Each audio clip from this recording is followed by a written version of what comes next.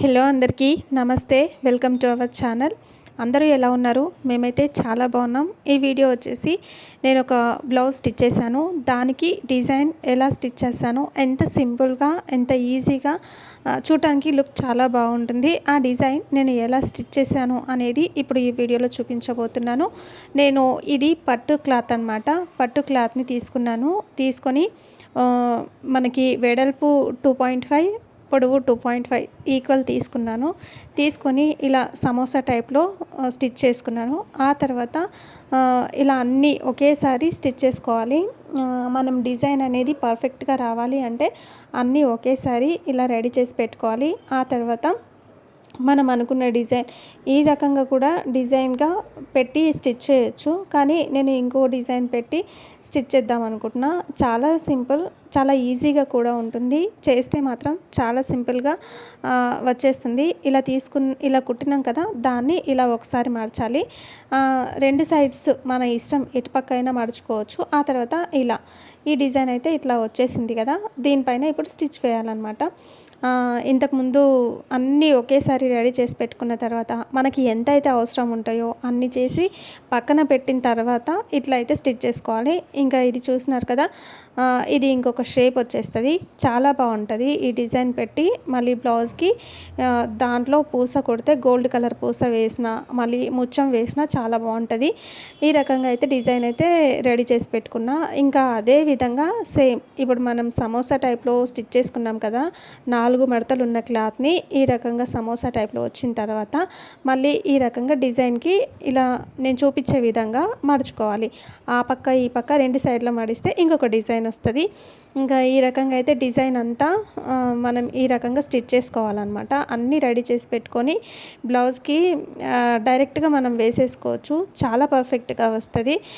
నేను first time ఈ design stitch చేస్తున్నా, అందుకనే వీడియో తీసిన. ఇంకొంతమందికి యూజ్ అవుతుంది.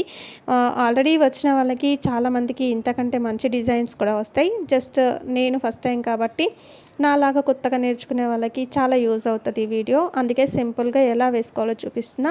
ఇలా బ్యాక్ నెక్ మనం మొత్తం రెడీ చేసి పెట్టుకోవాలి. లైనింగ్ అలాగే మెయిన్ పార్ట్ మొత్తం జాయిన్ చేసి పెట్టుకొని ఇంకా డాట్స్ కూడా స్టిచ్ చేసుకోవాలి.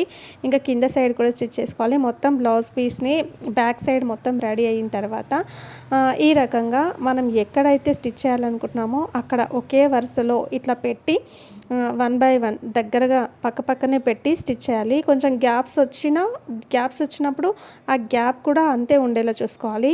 కానీ నేను ఇక్కడ గ్యాప్ లేకుండా దగ్గరగా స్టిచ్ చేస్తున్నా. ఎందుకంటే దగ్గరగా ఉంటేనే బాగుంటుందని నాకు అనిపించింది. అందుకనే దగ్గరగా డిజైన్ చేస్తున్నాను అనమాట. ఎందుకంటే ఇది సింపుల్ డిజైన్ కాబట్టి గ్యాప్స్ ఇచ్చి అదంతా వేస్ట్, అంత మంచిగా లుక్ అనిపించదు. అందుకనే పక్కనే స్టిచ్ అయితే చేస్తున్నా నేను. ఈ రకంగా మొత్తం బ్యాక్ నెక్ మొత్తం ఈ రకంగా అయితే స్టిచ్ చేసుకోవాలి ఒకే వరుసలో. మళ్ళీ అన్నీ కూడా మనం ఒకే రకంగా ఈక్వల్గా డిజైన్ కూడా ఒకే రకంగా ఈక్వల్గా వచ్చేలాగా చూసుకోవాలి. అంతేకాకుండా ఎందుకంటే మనం కటింగ్లో సేమ్ ఒకే రకంగా ఇప్పుడు 2 తీసుకున్నాం అనుకో, అటు సైడ్ 2 ఇటు సైడ్ 2 రెండు ఈక్వల్గా వెడల్పు పొడవు రెండు ఈక్వల్గా తీసుకుంటే మనం డిజైన్ స్టిచ్ చేసినప్పుడు ఇవి కూడా సేమ్ ఈక్వల్గా వస్తాయన్నమాట. ఆ రకంగా సేమ్ వచ్చినాయనుకో నీట్గా ఫినిషింగ్ నీట్గా అనిపిస్తుంది. మళ్ళీ మనం ఇక్కడ బ్లౌజ్కి స్టిచ్ చేసేటప్పుడు కూడా మొత్తం పర్ఫెక్ట్గా నీట్గా మనం వేసుకున్నామంటే లుక్ చాలా బాగుంటుంది. నేనైతే ఈ రకంగా ఫస్ట్ ఇంకో డిజైన్ అనుకున్నా, కానీ అది ఈ బ్లౌజ్కి షోల్డర్ చాలా చిన్నగా ఉంది. అందుకనే చిన్న షోల్డర్ కాబట్టి దీనికి సెట్ అవ్వదు అనిపించింది. అందుకే ఇంకా నేను ఓన్గా డిజైన్ చూస్ చేసుకొని వేసేస్తున్నా.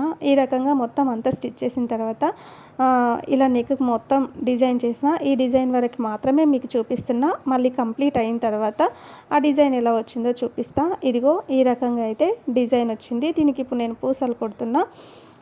దానికి ఇంకేం చేసిన అంటే ఫస్ట్ వేరే డిజైన్ అనుకున్నా కాబట్టి పైపింగ్ వేయలేదు. తర్వాత ఆ డిజైన్ సెట్ కాదనిపించినాక డిజైన్ వేసేసిన కాబట్టి ఇంకా మిస్టేక్ జరగకూడదు.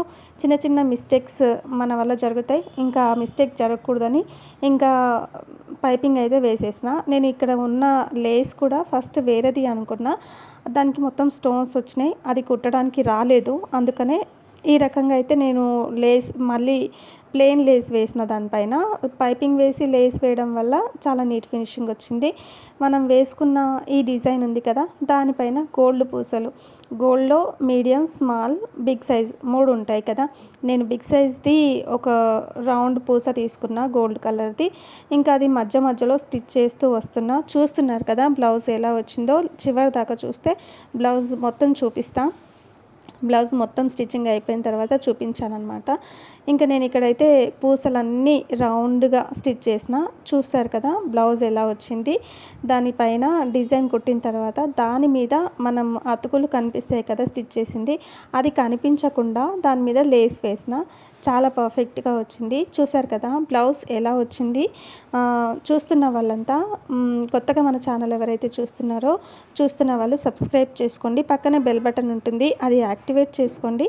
కొత్తగా మన ఛానల్కి వచ్చిన వాళ్ళు ఖచ్చితంగా లైక్ చేయండి. అలాగే కొత్తగా తెలిసిన వాళ్ళకి షేర్ చేయండి. ఇప్పటి నుంచి మన ఛానల్లో ఇలాంటి యూస్ఫుల్ టిప్స్ వీడియోస్తో వస్తూ ఉంటాయి. బ్లౌజ్ ఎలా వచ్చిందో ఖచ్చితంగా కామెంట్ అయితే చేయండి. ఈ రకంగా సింపుల్గా డిజైన్ అయితే వేసేసిన.